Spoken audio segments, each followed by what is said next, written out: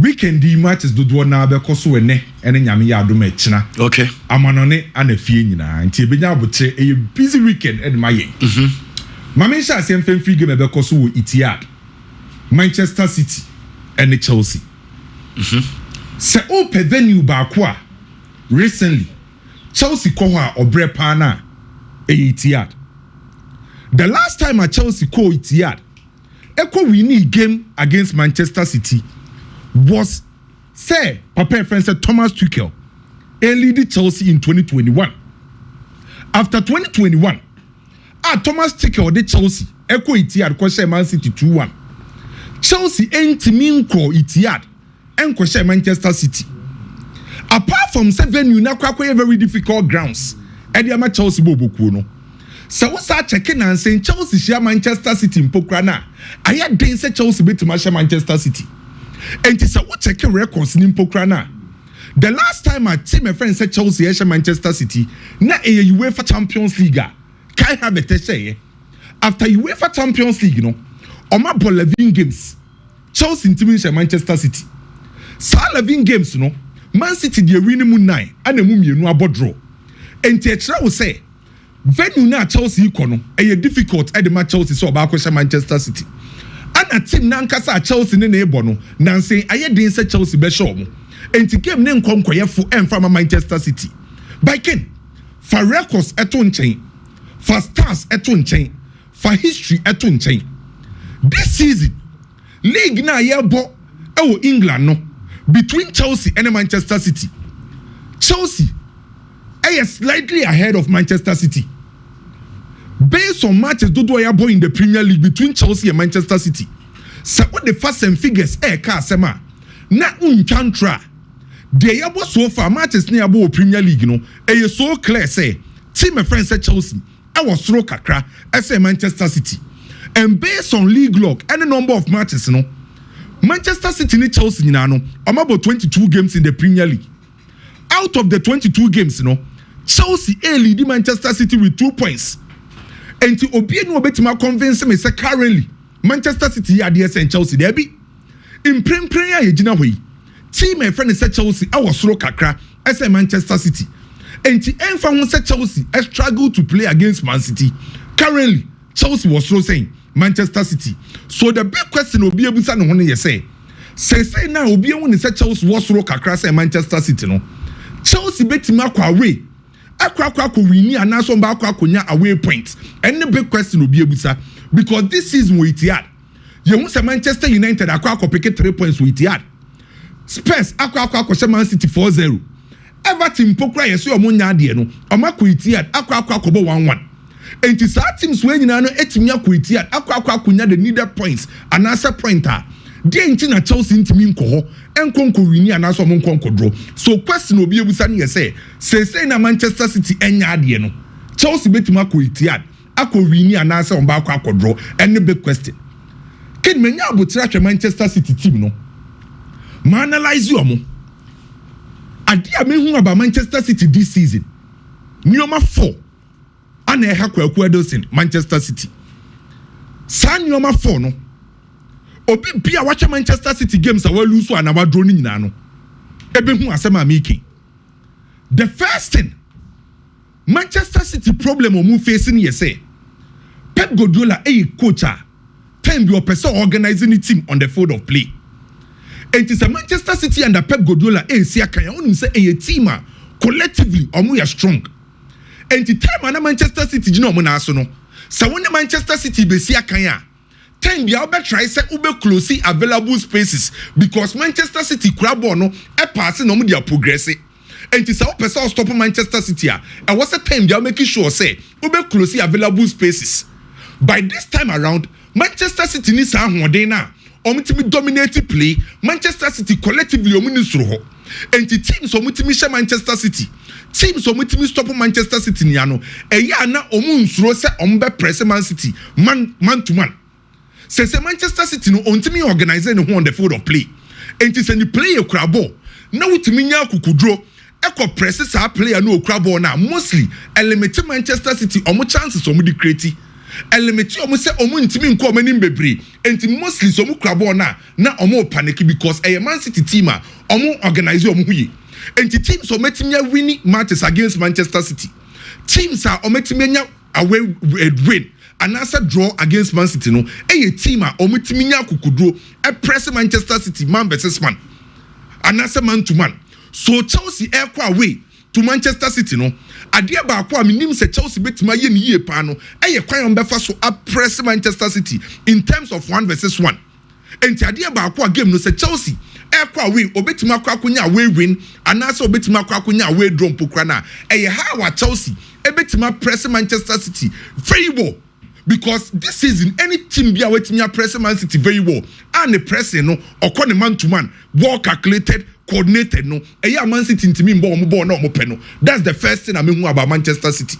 The second thing I mean about Manchester City ni say Manchester City ahoden mfimfin enti se wokosia Man City na wososo timi nya kukudro na midfielders etimi kura ball ni bi pass ball na around Manchester City midfielders no rania say no more energy level na drop it currently with Manchester City omo midfielders omo lose use no omo lose omo main man won finfin ho that's what Rodrigo Cascante enti current Manchester City midfielders omo use no De Bruyne me no mienu nim say De Bruyne energy level na drop it oni form to say enkani De Bruyne Kovacic say no energy level na drop it Bernardo Silva a drop it Gundogan a drop it enti baby omo use kese pa no omadwen ene omo technical ability so ko share Manchester City this season now so midfielders need to me kura ball ni bi no omo pass around that Manchester City midfielders say so omo ho number form no omo run say no omo energy level na drop it the moment omo energy level never drop on finfin no expose omo backline that's the reason why recently Manchester City concede a lot of goals because midfielders no ye omo run opponent ni so timi kura ball ni bi typical example checking and saying UEFA Champions League Manchester City go away to PSG Yahu se PSG for midfielders no enya kukudro kura ball ni bi Joao Neves Vitinha omo je ball na omo timi kura ball na pass around go to a time na fe de Bernardo Silva around wabre De Bruyne around wabre players Kovacic around wabre Gundogan kura free bench by around wabre so utimi nya midfielders omo timi kura ball ni bi pass around no mo Manchester City midfielders na rania omo energy level ne drop pe affecting Manchester City mu defense so check Man City against Brentford and Kabeka said Brentford said a top club here. By the time Brentford they share Manchester City, Jensen, Nordgaard, some midfielders way and Brentford folk crano, almost to me crab boni bi. It got to a time Manchester City midfielders no, I drop it. At the time Man City echo Villa Park, Okolusu here against Aston Villa, Yehunse Kamara, Onana, Anati elements, to me crab boni bi. So Chelsea bet Marco Etihad. Now a team yakwa the needed points or pa. And what's a Chelsea midfielders needs to me crab on ibi. And this omoje ball no more promotion person release ball no. And what's a Man City midfielders ne run kakra. The momentum be running energy level drop it. And the good news for Chelsea is say Chelsea crab midfielders are omutimi crab on ibi. Kaisedo any ball ni crab ne huading. Otimi show the ball a protectable. Kopama timi crab ball. Seminim se Enzo Fernandez betima shase anasa ho na be shase a Chelsea ekra midfielders a omutimi krabo ni bi so Chelsea e woso mu krabo no mfimfin so omutimi krabo ni bi a Man City energy level no drop it then again ade ba ko affect Manchester City pa no kwan a say omo ball omo high line se obo high line a anytime bia no se wo lose ball na wo se wo counter pressing no effective and Man City ball high line a omo ntimi counter press very well. So the moment our opponent never ball, obey you so quick attacking transition, no spaces at the Manchester City a defensive line nechiwo. And to the here say ukoshia Man City what attackers no omo runners. And what's a craft forward line department omo mika bebre. Ombetime beat Manchester City defensive line. Let's not forget say Manchester City defense nanka so almost struggle kakra. Ome lose personnel snibi. And they say a likely say Matheus Nunes ebebo defense. Rico Lewis ebebo defense. Valdio so the moment Nicolas Jackson otimi running behind defenders obi to say Madueke otimi running behind defenders Pedro Neto otimi running behind defenders time bi ansa woje ball now the ball need to omechi now runners near very quick faster betime beat Manchester City a defensive line at the ball na kwakotum mama ma typical example second obebuamia mama Manchester United against Manchester City At the time, Manchester United echo Manchester City Chrome. Check it, quiet Manchester United fast show me go. Wow, watch them on Facebook ni TV. Manchester City for Ebo Line. Yenya Darwin, Yenya branch friends Matheus Nunes, Valdio, Ruben Dias, and Walker. Ome push abo many. So at the time, Martinez, Lisandro Martinez, AJ Bono, na Manchester United will player in the shape of Amad Diallo. Otimi running behind defenders, or a good runner and where. So Lisandro Martinez, but just one ball, a quick attacking transition. Time Lisandro Martinez, J Bono, when Jinabo on this one check, just one pass, or Amad Diallo, Otimi running behind the defenders, at the Bono Koto at him, Emma Manchester United, Etimishe go. Mami team and friend said Brighton, any Manchester City. Another typical example. It got to a time now Holland as a first goal to Manchester City. Manchester City for himself omu control game no.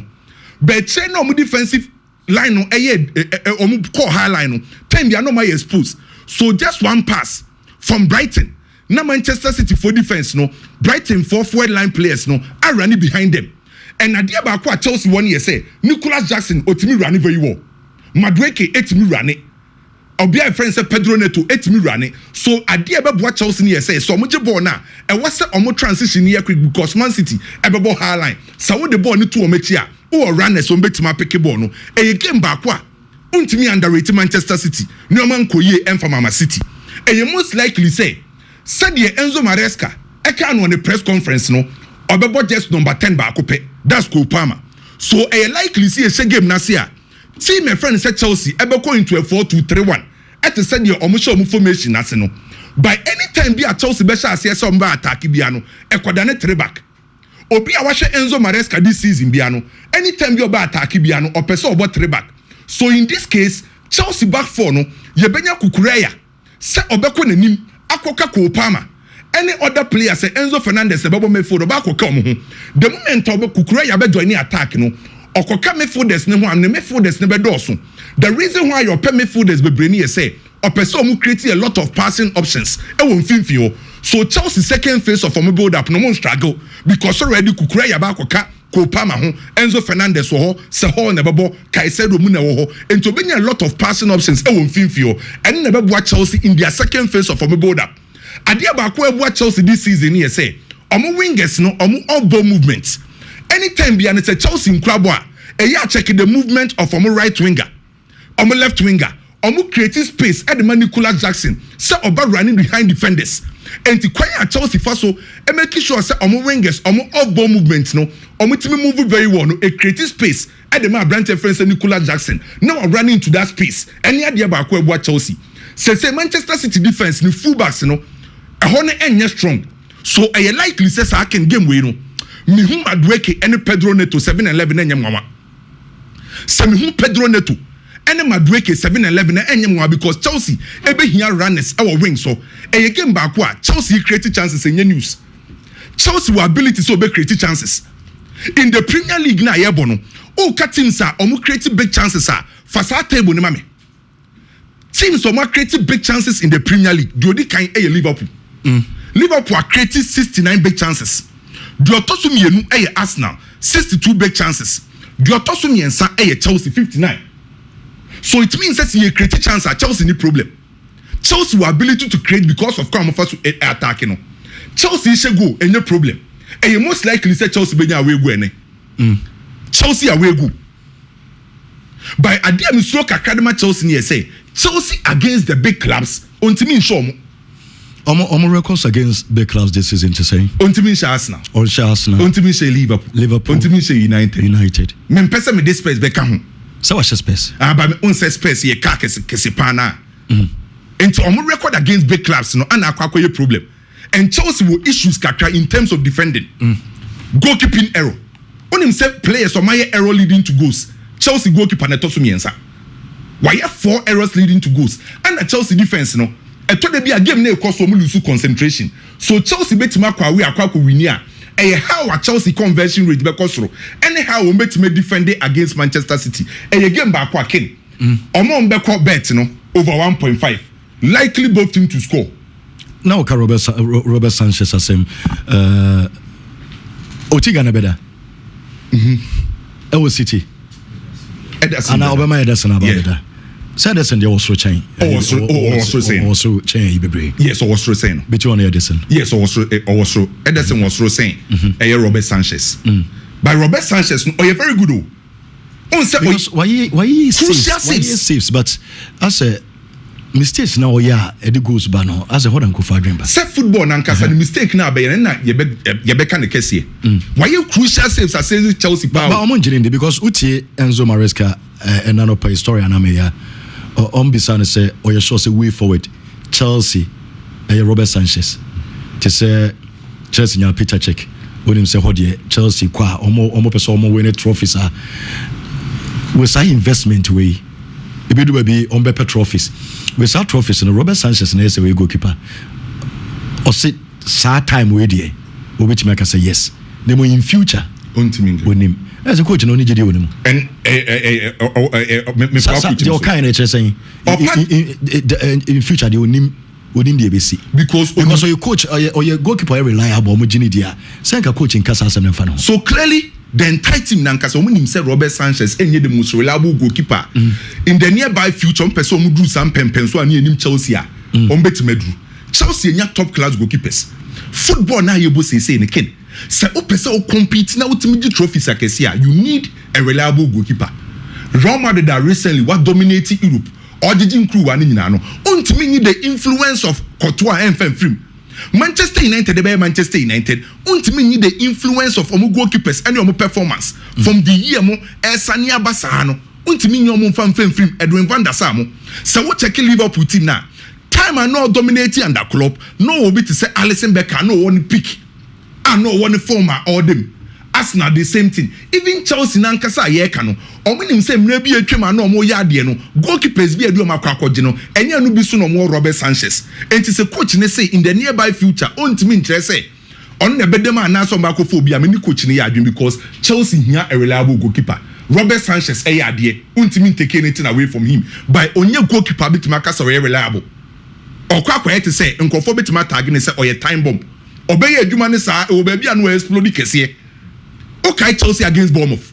Where do more yeah. By the same Robert Sanchez, obet my mistake back up. And to me, mini coach ni again. Say Chelsea benya a goalkeeper. Mami Nusu upgrade over Robert Sanchez. Me first say was a Chelsea ko. So many goalkeeper yeah upgrade over Robert Sanchez. They are many Chelsea for yeah again. By King again back both team to score yeah likely over 1.5 na meko. Liverpool against Ipswich. Say Oche Liverpool baby omoda. Now Oche baby at Ipswich for that. And Kabeka Samach we was a year for my Liverpool. By this season, match I yes for the Liverpool pano e you almost struggle kakra. Okay season almost first game against Ipswich ya. Omukwa away. Obiase Liverpool kwa 5-6. Second half and Liverpool for be 2 goals. Check Liverpool team against Crystal Palace. Omu game against Southampton, omu game against Fulham. Some matches when na ye can say Liverpool for be fun easy. For the Liverpool almost struggle ye. So against Ipswich, me mo gidi say Liverpool be win some match no. Enya afi na me be ha me hu bebre. Na mom game no e koso no e bedrum rebi. Liverpool for be struggle by baby e ma slot any Liverpool team ye dangerous na say. A true time almost struggle, they find a way. Typical example. On first game against this same Ipswich, your ball first half and Liverpool for struggle. In the second half, and prepare friends slot SSN and Sano. And obey you to the central overload. Central overload, say, who players need to bring the center of the midfield. And the second half of many Ipswich bar, no here go no, and obey you to the central overload. And the creating space over the wide area. Near Suma Bonne Bakope, no the Bona Kwako Twatnim. And again Bakwa, straight away a win for Liverpool Football Club. Wolves and Arsenal. Arsenal King. As I am yepim. Sanka what's this season ye petit me was so mudi kind of league log neswa. And what's Sanka ye Arsenal Bobukuno. This season. Based on teams now who are doing and then your man cost in the Premier League, no. And what's Sanka what's Arsenal in the leading table, no? Because Man City any form. Manchester United in Koyi. Chelsea after no much show team. Liverpool acquire for a new coach or the new ideas and new system never. And to based on the Obia in the last season, no, and Kawasa this season, Arsenal mum and Kawaso me take it over. By Arsenal problem, no. Draw near doors from football nimdodo. Can I say Arsenal lose 2 games? This season, you say Arsenal we lose just 2 games in the Premier League. Arsenal and yes, we lose matches bebre. We lose just 2. But the major problem of Arsenal draw ne doors to the door. Omabo draw 1-8. Last season now Arsenal did second no. About 38 games or draw 5. By this season, on call baby, we draw back 1-8 and we lose 2. So sir 2 points now are dropping no. Affect Arsenal on the league log. So we draw this in China. Okay, last season now you didn't come be say. And we are doing the man Arsenal Timisha 1 goal last season. Now I protect Sago no because now defensively now Arsenal is strong. So last season Arsenal team no the best defensive network Premier League na Arsenal because now Arsenal used to collaborative defending. In football, so coach Ekatro say you use to collaborative defending now. Collaborative defending a processor. Every department on the field of play time on defending. Until last season Arsenal about 38 games or conceded 29. And yes, last season Arsenal goes be blue. Otimisha 1-0. Bobe protecting the lead no. By this time around, Arsenal Bobo na nkasa na ken. Omo conceded goals and omo draw dodo. By Wolves enye Bobo ko Wolves any form. Wolves this season and we're winning 4 games. On one kasa fie we're winning just 2 games. Omo struggle because omo ntimi nkra ball. Say na pressure ball so. Second year ball. Na ball ni bedu ho. Na ntimi nkra ball. There be a pressure better also. That's the reason why among the 20 clubs in the Premier League, they were considered goals kese and why Wolves 51. 20 teams no more Premier League, you know. They were considered goals kese Wolves 51 because omoje ball na no lose possession to take their pressure so. And omo ball ni predictable. Obo 3 back, ye use wings, yembo long ball, ye use counter. And the teams no etimi minimize omo threats. Again back a win or draw for Arsenal. Fulham and Manchester United. Your own friend, Marco Silva, my member Papa Nabaso. Fulham, stubborn side this season. And Manchester United for under Ritium. Shekwaya Fulham Faso, Echo Chelsea. Shekwaya Fulham Faso, Echo Liverpool Fie Kobo 2-2. Shekwaya Fulham Faso near Arsenal board draw. Ekwaya Omo Faso kwa away, NSPS Kobo draw. Omo first game this season was against Manchester United with Old Trafford. Manchester United for struggle say on bet Masha Wolves bo buku no. Enti so what check Marco Silva ni Wolves team a team a friend say Fulham say here. Fulham team no untimi underrate omo. And na dia aboa Fulham nani say Fulham under Marco Silva enya balance on the field of play. Most especially say omo attack here. Enti anytime bia woni Fulham be see can be on ba attack bia no. Fulham bo buku no omo balance. Omo left side of defense Robinson now over left side no or joining attack ni bebre. Sir Robinson ni joining attacker. Oko free Alex Iwobi. So this season check it Alex Iwobi performance. Alex Iwobi confirm himself nanka abewiye. By our left backer omo joining attacker ono ne bekọ anim. Na ama Alex Iwobi move by inside. So Alex Iwobi move by inside I improve Alex Iwobi ni goal scoring and creativity. And at this time around omo sa akwa konya a striker or that physical presence or no who adini or no defenders be pray or sa upper body strength no. That's Raul Jimenez. And it's what I keep Fulham omo ball no omo boni nyina no. Most of them akwa crossing because omo cross here omo nim say omo striker in terms of a high balls no obetima pin ball no. And it's what I keep Premier League again wadaroma team be na crosses kese pa Fulham Pacho waye do say 496 496 yes. Almost strike away. Raul Jimenez. Because Jimenez, okay, say Niti Barcelona ordinary pinball. What's 8 goals this season? What that's what you know. There is a CD. That's why I careful because also share some as foremost be full season. Yeah, Nehano. And I saw him cross the ball on money. Yes, because some would do one say ukonya striker or using the upper body strength or height, area superiority or what. Obetima battle with any defender. And so much ball now, only a lot of crosses. That's the reason why Premier League in now. Omo crosses kesi no. And only one club almost star now you say because Mitrovic na no more than yes sir. Good. Of course Saudi Arabia no more 5 minutes. Yes. The same thing. I am that's why raises you. Inti omo blueprints. And as star no mo dey her teams no. And omo wingers omo fullbacks no join attack inti unless we be move by inside o. And we try ya. So let's be move by inside that omo draw opponents no eba inside na fullbacks ni mo makoye crosses no na Raul Jimenez apem Manchester United minjo mundi no kure wo no This season, Manchester United the winning matches me per away. Out of 10 games, we're winning matches 2 per away. Manchester United in D. To me shows. Omuni Fulham. Yeah, Fulham. Minjo Mundi Ken. And Manchester some more quality saying Fulham. By Minji Omundi. Because Omuko Menim normal Bomechi. Omuko Menim normal Bomechi. Minjo Mundi. Real Madrid kwa way to Valladolid. Valladolid that's so 20th. Omuna awie La Liga. Madrid first. Come here first, mami. Pacho wadara mamati. Anka yebusa obia say how a Madrid for season as no. Sanke Bobo match the 20 games no the first anka nipa do na njindi. But the reason why Real Madrid do some pempens on say ye season as ya na ne o man ko ye ni nyina no. Madrid timi manage ya games e wo so mulusu no matimi manage win ya no be draw. And ye season as an chokemu game against Las Palmas. Sa game ne wo so mulusu no manage no matimi pe draw no ma win. And he say gradually omo peki omo form. Omo je UEFA Super Cup. FIFA Intercontinental Club. So Madrid timi manage edge La Liga no domestically omo season omo nya bad season. Because the season e cry so omo La Liga no omo failing in the Champions League season it is saying. A good season the Madrid. Omo nya good season. Yes. Sir. A good season. Madrid is all about Champions League. Me too say. It omo free more Champions League omo La Liga still omo nya good season. A good season. Enye the best season, be a good season. Okay. And no him say Vinicius Junior Mbobi. But idea ba kwa me ni age wo Madrid bobo ko ni second. Say Vinicius Junior MC akan kra na Madrid phones through because Rodrigo betima operate on the left side. Obema numbers obetima perform the amount. Say mfimfin ho no enkonko ye twa mani mo je ball na no release ball ntem no. Say omenya Dennis Bayosa oje ball na obeka mo ball down. Obe scanning the environment, obe dane ne ho, obe lay pass no, obe control the fluidity and the movement of the game. A game ba kwa, Madrid be kwa we akwa ko win. Kitwe bi about Barcelona de no. Ken Barca lose sa game we against Valencia on lose.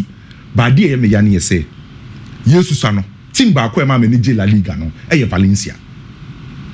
The early 2000s under Hector Cooper, under Rafa Benitez. Okay, Kili Gonzalez. Pablo Ayala, Pellegrino. Satan yenya Valencia otimi bo Champions League final. Yenya Valencia beje La Liga mienu under Rafa Benitez. But say Valencia to say.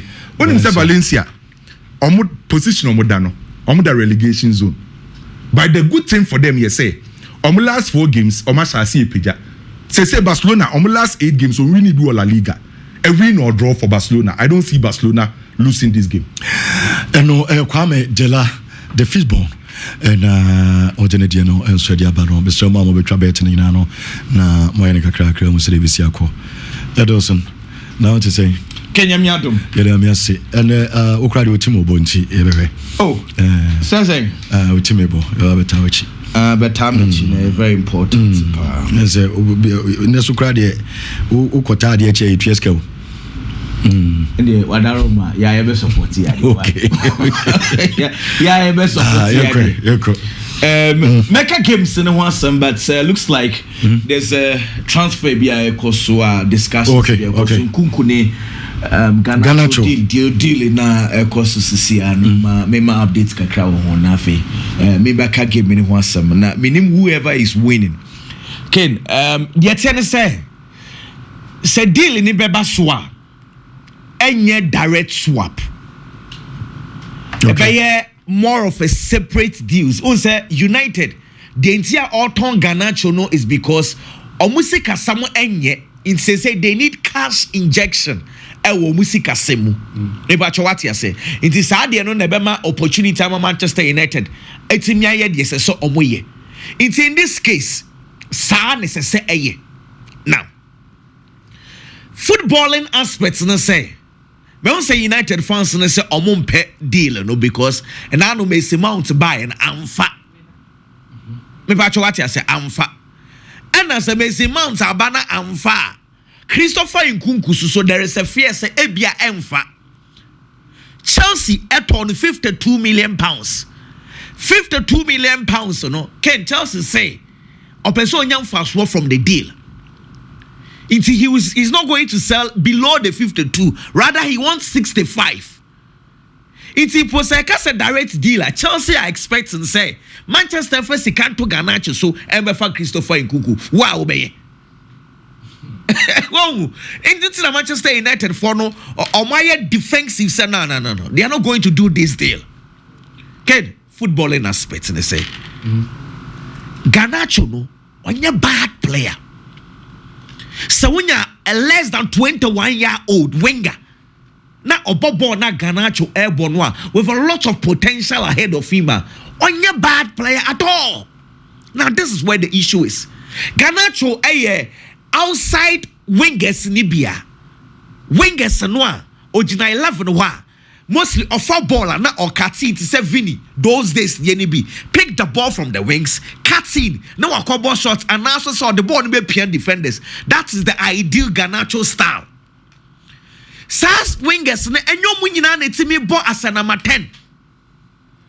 But what I say, anything they say outside winger. So Oba or Katsi Ina, he becomes an inside winger. Say Ruben Amorim over 3-4-3. It is a way a winger. Options in Yemyenu either say you are learning the trade to become a left wing back or a double number 10. And then your wingers be also so netimi ball inside. Amad Diallo. What to say Garnacho yeah. But Amad Diallo, what done in the house? They say Amad Diallo, what adapted to the system. Amad Diallo can play as a right wing back, can also play as a double 10. Maybe I told you the video yasi. That is how the conversation is. But unfortunately, Garnacho and Timmy yes, I know. I don't need a host is here. It's a coach in the send Sadia. Let me allow Garnacho to leave. Okay, so Garnacho is also back. Chelsea Chelsea wants those kind of wingers. Maybe no problem. Okay. Christopher Nkunku. Ken. Christopher Nkunku. Baby a coach in a pet double 10 no. Nkunku can play there. Nkunku obet nyabo from the left. On a position bempa na ope. Ewo Chelsea a wonyambo. Se ne yemfa ne se saldi we etimi e go through. Ewo Manchester United o kan wansem. Nkunku hifa pa na ogina ope. Or number 9, and a left winger, and I saw Bob behind number 9. At RB Leipzig, or started as a left winger, and a Drumrebi on mani be ball as a number 10. Now you see Paulson and a born number 9. No, about 10. A Drumrebi or be ball as a number 9. So one player you are getting a left winger, a double 10 or a number 10, and a striker. Okay. Chelsea no left wing and the coach say on prefer Christopher Nkunku because on to me defensively on Shada Nyandi what the call number 10? The reason why he's not playing the number 10 is because of Cole Palmer. And the number 9 the coach say or prefer Nicholas Jackson ahead of Christopher Nkunku because Nicholas Jackson beyond the ball now Auburn oppressive very well. And you're saying Kuku is a bad player. He's not a bad player at all. But unfortunately, position now up here with Chelsea, he's not going to get it. But at Manchester United, he will get it. Sa double 10, Obetimiabo as number 9. It looks like it is a perfect swap. But the problem, they say, Chelsea are not giving out easy. Kufuzawa and Kunku, no, almost 65. And United so per 70. For Garnacho. Do we, in cases in Kebaswa, Team Benabos were a good deal? I think Chelsea made a good deal. Chelsea 20 years, Garnacho a lot of potentials ahead of me. I mean, very well, yes, baby, when him. What I say, kind of bad for Chelsea. A big mistake is say United Garnacho be kwakwaje Nkunku. Is it United ideally say Sikasam Yokia? It wouldn't make sense for Manchester United to sell Garnacho. But what did Micho yes say Sikasam Yokia? No sense in selling Garnacho. But the problem is say United they are lacking money. Says the PSR no achiwo mo say so ma Garnacho ko. So ma Garnacho akọ. Now ubenya Christopher Nkunku abeshema it makes sense. Me ba chonkoma na make an what I say. Garnacho should not leave, but because of the community, we are forced to sell. But if you are being forced to sell Garnacho, now when you Christopher Nkunku beshema, it makes a lot of sense. It's a good way they can perfect. Nemo United supporters na swegu Manchester penny for the they should not dare. Because because Nano Messi Mount by you so in Kunkusu so almost throw the injury situation kakra. This is where we are at this stage. It's United for the Yombe Kobat at Chiromoboso. Update be by the one summer so the baba. Eddie Ken Anthony Sokodo Momona Baso. Oh, senior man Anthony Akwaba Okobo de Ama Betis. When your team I feel wait me upon football now person bono. Ha otene ya na postcode so much TV so and then yes and bobo or dreba you see a money sir on Megu bia you see a money sir. Spend your mema on ba ala no. Into the ball no be p what you say. A be p pa. Ni papa Ten Hag. Ten Hag me catch the yes say. The intia Anthony ain't me more born say right back no M1 no. And no farmers right by say on no mienu na na ebo ayas. And so amfa. You know I am just wishing him well. I will Betis, but Betis no bokra na fa enye hu. The standard is Manchester United. This is where we expect him to Anthony Manfield Kobobo. Ken the tennis say City in Chelsea game, you know, you are going to witness a very, very good game. Recently, to be very honest, City in Chelsea Shebia and more dead. Honestly, recently, anytime Chelsea in City be Shebia, I was sorry if it's even here. No one said you are satisfied. Why enjoy game, you know? And yeah, no more game say fair. Now, Chelsea were doing very well. Unfortunately, team the performance a bad form. Bare 5 games. No matter we draw bare 2 na fe mo lusu if shetan no ma sha mo na fola ma sha mo until Wolverhampton Wanderers game no mu win you know and I build the Chelsea confidence kakra. Yes, starting season, you know. Chelsea were building up in a 3-2-5 system. It's a starting a Chelsea goalkeeper football. Robert Sanchez footballer. Quickly, instructions they say. I was say either the right back or the left back. In this case, say right no Malo goes to Nebeba. Or no be invert and answer Marco Curella be invert.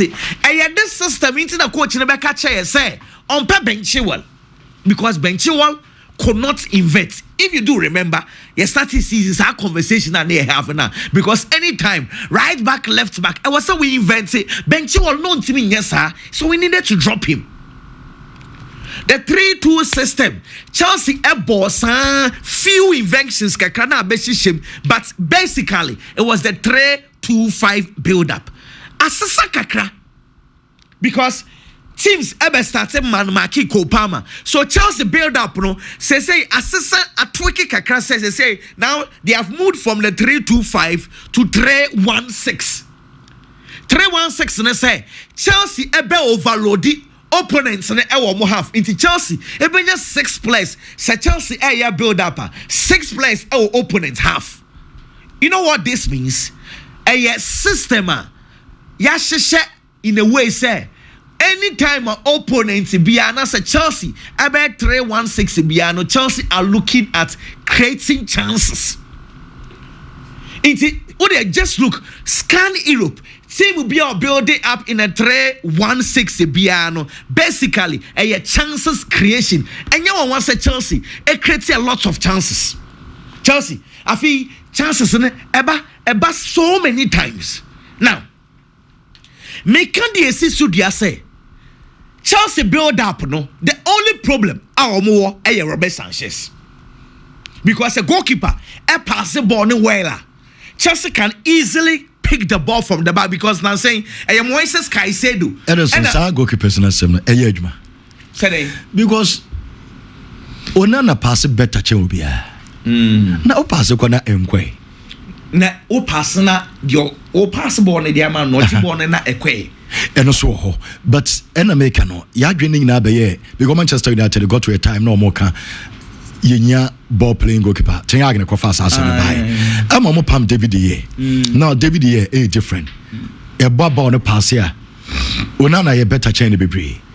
But David Ye far better goalkeeper. Say yen fire enchibo. A yenchibo a chain. Since I saw changes in the bar, you know, no progress. Internet say enye keep impossible on him running the year. Okay, so the problem. What's my point? The problem with Manchester United, Onana. Onana he was brought on board. Say Manchester United build up on be proper build up starting with the goalkeeper. Or buy or na se onye. So by the way fairly dear, then you can say the problem is Andre Onana. He is doing his bit. Inti say Andre Onana possible on the defender. He's done with his responsibility. Maybe what I say. If the defenders are unable to progress the baller, why would I want to blame Andre Onana? The ball playing, okay? Say 2025 ni coaches are a pebble a pre don't do na even Madrid. Carlo Ancelotti say on paper nansen tibu kutua pass. Emu ye de obosim. I na ba me kase be won say enka ni Madrid die na team ye bobo this but nansen dey pass. It's 2025 whether we like it or not. Who a goalkeeper you should learn how to pass. Maybe what you say Robert Sanchez said the na nyasa e wo mu na afa e wo mu na say simple ade bi na the ball na akwache. E part of build up is very important too. Say you more ball in simu bi o. Until we a goalkeeper now you are able to build up well. It helps the team. And nothing that make us a Chelsea's build up. Now it used to be good. But I'm saying who am opponent press Chelsea bebria. Na omo like nothing na Kopama e wo mu na ono na drift ababeji ball no fifi say na be ya obe progressive Chelsea's build up. Now reason me feel said the Robert Sanchez aspect had Chelsea they say Ken, this season me who Manchester City for pressing game nowhere. Almost pressing game. It's been normal. And can Manchester City? I realize they say opponent player back what the ball man want no home po the triggering a problem. Manchester City will press that player, but I'm saying and to sab you. And which I feel say music mo players na yes kafo City. Into my team they go from. Oh. Ken, sir. What is that? Some my yes or my yes kafo. To America kra na nia. No, but sir problem City no we said say players no e was senka yes squad anymore. City strengths back first phase build up. City o pressing saying Ederson footballer o pama players too e man so be possible no dia mo Rodri kitwe bi na Rodri attend. City strength was their first phase build up. It's not go for throw some pressing Manchester City. First strength Manchester City. Now, if you lose your first strength or foundation asaya baby say and they that's first phase build up and then I say what Manchester City teams say share City a create chances as City ni nyina no Aston Villa, Liverpool and now Paris Saint-Germain omu nyina no they came they were brave omu pressing Manchester City. Because when him say, "What press City on by mistake." Every team City Shama struggling their pressing game was excellent. And then say Chelsea pressing game no and you bend 90% City will find troubles because Pep on your not doing say all okay. For instance, look, and then I'm expecting Pedro Neto to play. Honestly, me Jadon Sancho the kind of attitude on because Chelsea will need pressing as a so much boys na jine minimum no starting with Nicolas Jackson okwa e was say Pedro Neto on the left enso so di echirebi None Madueke on the right also so di echirebi Kopama na minim the omni situation no because Kopama press no o man press bebrea na obra olusu the creativity so I'm sure say when Nicolas Jackson is moving ebia ometo Enzo Fernandez mum say oye fit no bebo Enzo mum beko press now we Kopama we check kakra say na be am show the Kopama because Kopama the creativity here wo game no ye pa into man press bebre na obra na afese hade na tiko into ken first thing Chelsea needs to do their pressing game as I say excellent very very important in this discourse because City are struggle with Sadio now okay Ken afei so Chelsea midfielder no Enzo Fernandez coach ne say ebia obebo ebia omo obeba important because this Brihol performance me hu ni yie adane no Chelsea needs more than that e won number 8 position wo say Enzo beba because Manchester City midfield Kevin De Bruyne ne form no entse enkane Kovacic enye Bernardo Silva and the form not to call. He can't want to one credit. Just say he has lost it. In the City, our midfield problem. So if Chelsea are able to construct their midfield well, and of course, if I think say Caicedo, Enzo Fernandez, Cole Palmer, the 3-man midfield, it makes a lot of sense against Manchester City's midfield. Honestly, we check it, all the analysis, discourse, Manchester City for no issues, kakra, and it was perfected. Paris Saint-Germain approach from the second half. Say they need to become brave. City, no more bosses here. You don't need tactics. You don't need that much of tactics. You need your pressing game to be excellent. Ken, and then I dependent on Chelsea pressing game. Say Chelsea ain't me beat Manchester City. Our first phase of build up. I'm sorry, you're going to suffer. If Chelsea press Manchester City well, Chelsea will create their chances. Chances never be dependent on wine and the ball never to net. Ken, weekend in Madrid ball Valladolid 20th position. Barcelona ball Valencia 19th position. 19th and 20th. Intinka ye kataye niya. Ese so moshe. Valladolid did many problems. See Madrid ball Valladolid here. Obebo Espanyol sana obebo Atletico Madrid. On here, Atletico Madrid, 2.2. And I was saying, Madrid shared the next 2 games before Atletico Madrid. So I am sure it's a complacency and set it up in. My problem is with Valencia, Barcelona. Ken, Barcelona, 8 games, so my boy in the Spanish La Liga, 8 games gives you 24 points. Or when you 6 points, let's just say, the last 8 games, so to 18 points at Wakuni. And you're bad. See, they need to redeem themselves against Valencia. Barcelona's problem the last 8 games, and say opponents if you Barcelona be able to say Barcelona struggles to create chances. Now Benfica for the Omwankasano as a some coach no much born in fear because he gave the game to Barcelona. Barcelona was City deeper. Almost struggle. Watch it 3-2. Still, they were just opening up.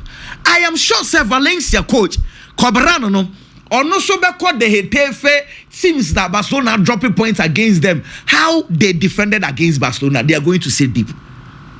Now, say opponent City deep. We hear technicians to open the door for you. See, strikers any made for this. Obia on the profile, Obia on the qualities. Obi profile ne say ye bo ye bie game nim na ye ba te say Hafinya woni ni bie game nim na wo ba na obo no to echi a Hafinya ye dangerous than Lamine Yamal. Let me explain this. See, opponents bie game nim spaces edem say Barcelona decided say or call long balls or both true passes. Hafinya is dangerous than Lamine Yamal. But say opponents sit deep. Now, I can say yen create chances from opponents now City deep now. Lamine is more better than Hafinya. It is the opponents City deeper. You don't need runners, you need creators, technicians. Okay. Barcelona team no technicians they won Pedri Bako. Daniel Momienu, Lamine Yamal miensa, Daniel Monyefit. So it is going to be Pedri and Lamine Yamal. Omune be creative because say technicians need to be pono no a. Enema Hafinya bobo ni bi. Enema Gavi mu bobo ni bi. Intiene say Valencia for no kogu echa. Chances no wunya ne te say the Benfica mo de wunya ye. The few chances you get, Barcelona say so mutimi she go because afi Barcelona create a lot of chances but unfortunately chances number 2 no more bobo na dia say no. Inti Valencia game na de Ken Valencia they are picking up new coach aba results no pejaba but excuses be anyway. If Barcelona say on Real Madrid 7 points, what's that dropping point to be one for? Let's just say you are saying goodbye to the league. So few chances ebebano as a Lewandowski, Hafinya, Lamine Yamal, Gavi, Pedri mu as a someone na shepo ni mu. If they continue with their missing of chances we'll have a different Asamaba, let us say Edelson Biggie Ken Biggie na what share kakra Ken mama cha and say commentary be say ginam me ba so Biggie Ken be say ginam okay I'm for to jana with ginam okay me bona chidom kakra pepe yen nkomo Ken mama cha free Chelsea Chelsea and Manchester City Baba Bisia City Bohum. Where these two teams are nanka a season before. And a wee back one more washo. I'll be just the victor straight away. Team will be bonny by Manchester City. Manchester City this season, apart from the performance I who last season, any over the years they will league in this is the Nyaman Koyim from Manchester City. City struggle pass or build up momentum. I will EP on him. Over Manchester City will be about 12 matches. Now we're losing 9 out of the 12. But this season to Manchester City. From there, City tries to or build it. Ediaba. Or building now day banana near me kaka. No, I share Paris Saint-Germain. O share Paris Saint-Germain. No, not the kind of momentum Manchester City air building. No, Paris Saint-Germain share Manchester City. I'm a momentum nasa ajiegu. The other one say City are now up by 2 goals. Now within 15 minutes, Paris Saint-Germain are about 4 goals. Emma Manchester City it really 4-2 to Paris Saint-Germain. And no man for bisa say City momentum na organ because at a point City bo game na ocean. Na emu be feel say enia ma sesa de Manchester City because Pep Guardiola na yenim no. Obo league na first round no say enia ma nko yempo a. Ye rush second round ni mu pe efi January hono mo ba no. Say the Alex Ferguson can maybe say league no pesa wo dia. E sha se free January no. Empen bebraya na e hono Pep Guardiola. And the Manchester City team no o ma ho odin ejina. It's now expected to say say ocean there. Uncle bet was so at the free honum. But unfortunately, Uncle yes, sir. And a Paris Saint-Germain share no. But it's all year only free honum. Paris Saint-Germain share no credit. That was in the Champions League. But league, you know, City performance then improve it. Will league anymore. Because you see, I'm in say Manchester City. And the 5 games our Premier League. The last 5 games at City are unbeaten. In fact, the last game of boy. City actually Ipswich, Eshen 6-0, and the team to meet you be not 6-0 and found team on enable. The chance and the confidence and to Timmy Kosropa. Nippon and Baba Bishia Chelsea. Chelsea against Manchester City. Chelsea also last 5 matches. Chelsea lose 2, Wadro 2, and I win just 1. I will EP on him. The last game of boy against Wolves, and know that Chelsea share 3-1. And we shall Wolves more this season. I will EP on him. Not Chelsea share 3-1. Untimi Ginaso and Fankas Chelsea team near back. Our Baba Baye Bibisun Kubia.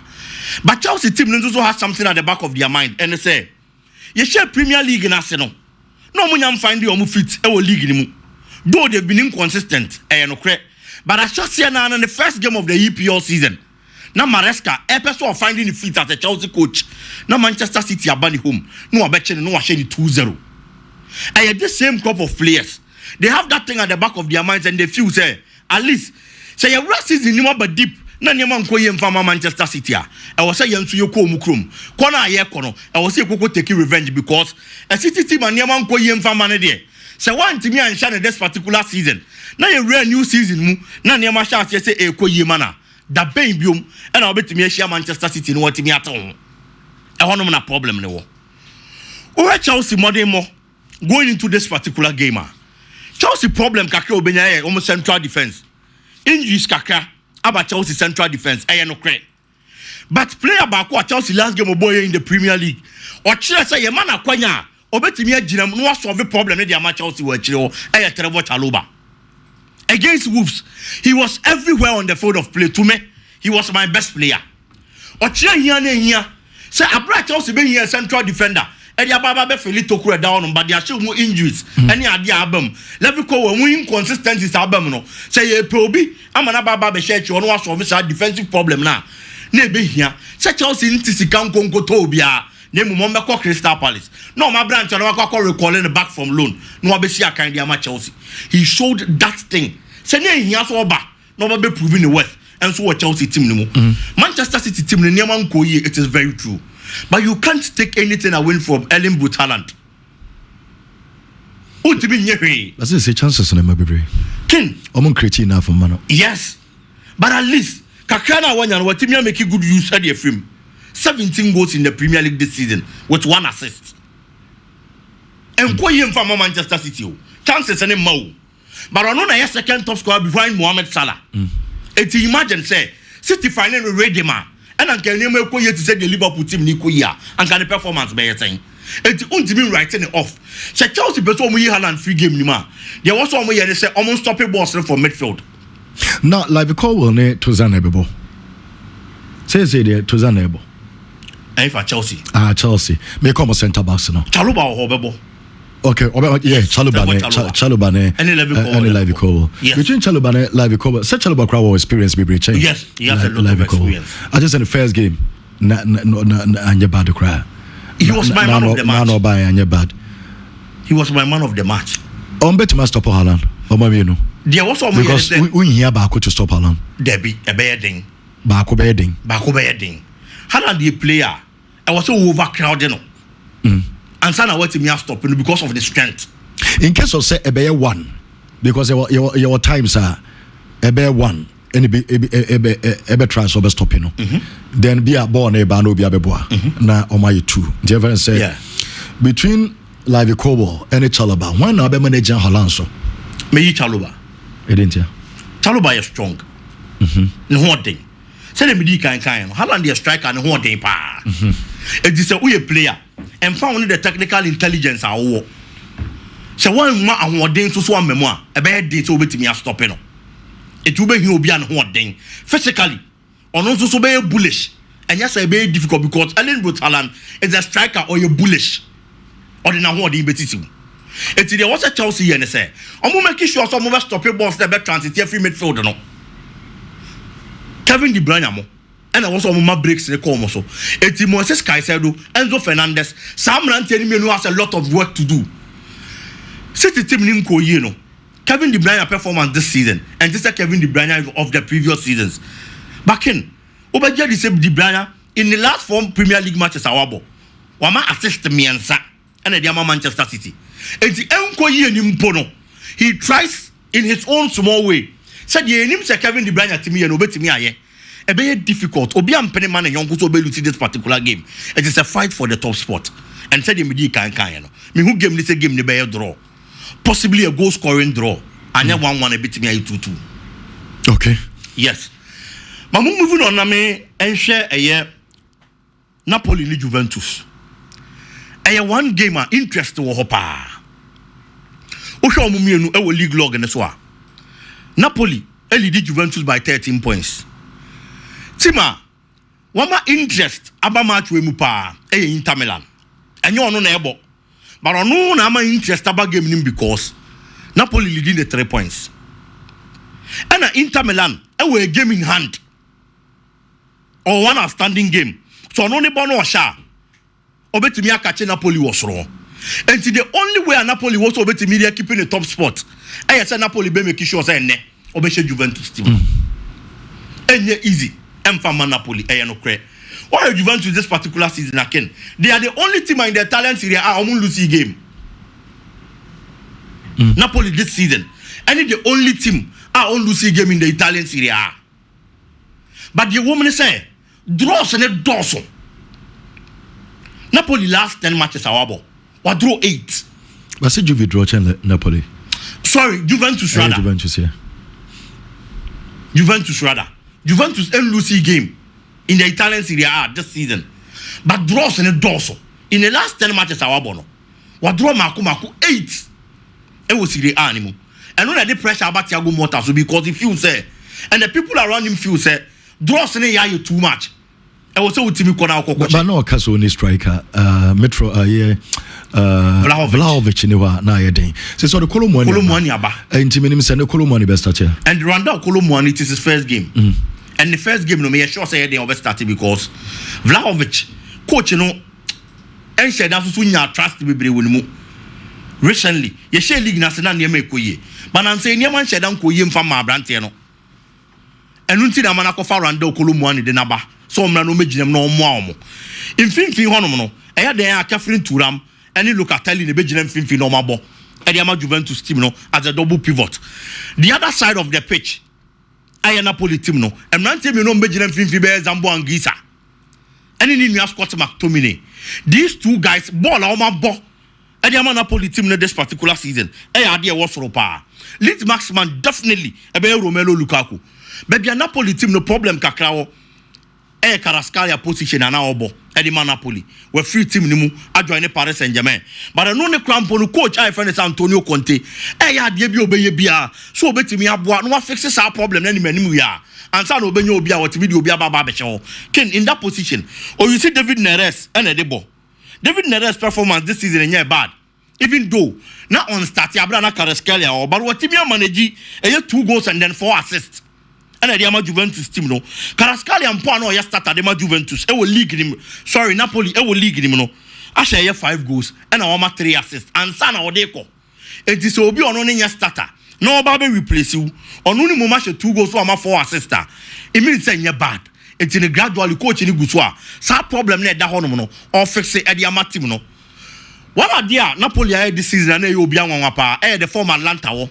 No team 2 can share Atlanta. I build them nanti and confidence. They feel say this time around omo ye bibi kakra bi ka won betimi agi league no. League in since 1990 omo je for so many years. In 2023 na Luciano Spalletti e dey omba baji league ni biom. And they've seen say uji league na the kind of excitement e dey ba. Attention e dey ba. And niam e ba team ni wo soro. E dey say ye pese ye gi biom dia. Yen konko pe coach awaye bi da. Na yen fa ne Napoli team no mra me boayen. Na niam anko ye mfa mayen. Omo hwe no they saw no other than Antonio Conte. Say the money was from to omra meboa. And I believe say enne. Say Napoli I na adwin to person ogi Italian Serie A and dia. And also making sure. So the Juventus better in the proper position. Possibly Juventus team no ebenya the first loss and then you Sana ono. Yes. Obenya the first loss enne. Because now Napoli come off as Atlanta Manchester. No bianti ase. We want Atlanta a better chance. The form on this season no. And what ding. But not Atlanta a better chance. Yes. Not Atlanta a better chance. But the Juma Ramani muye we chiri ono. E make sure some best stop ya the Mola Lukman nom. Retegi nom. These players, the kind of form on this season no. They were able to stop them. For Colomboani, he's a quality striker, no doubt about it. But in the first game in the Italian Serie A, in a new environment there, and yet is in One best starter no. Yes, because of the loss of trust in Vlahovic. But I say bit Makele no. When you're a good gamer. So when you're a good gamer, say back in the Bejina coach and in the teammates and so. Okay. I'm gonna also almost psyche Abrante, no.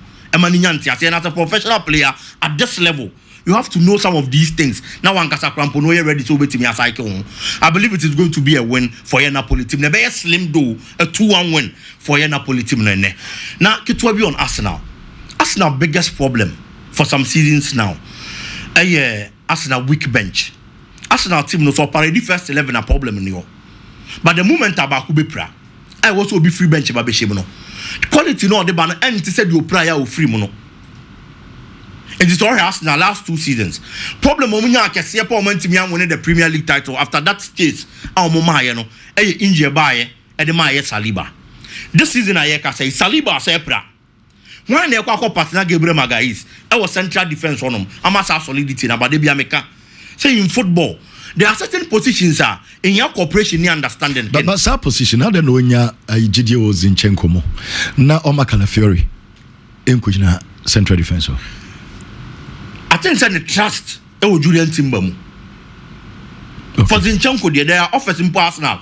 I say you remember. Say or the Timba one left you. Yes. Now Omar Calafiori and partner Megas. Timba was a left back. Yes. No more Calafiori. I was central defense. I was central defense. So in say Saliba Niwa. Ateta Saji he believes in Timba. Okay. Even with certain players, I feel some more experience. Obi to say Zinchenko. The left back position, ball and our ball Manchester City or joining us on a performance, no. Pibiaba no akofa a midfielder. Oh, yeah, 18-year-old Lewis Kelly. And Ababe as a left back. Okay. For me, I believe the Arsenal team no a bit depleted though, but some person contending for the Premier League. Teams like Wolves, this is Neman Koyeno, and this is a stumbling block and that's a blockade at the mouth. It is going to be difficult, but I will still predict an Arsenal win in this particular encounter, possibly a 3-1 win for Arsenal. Ken.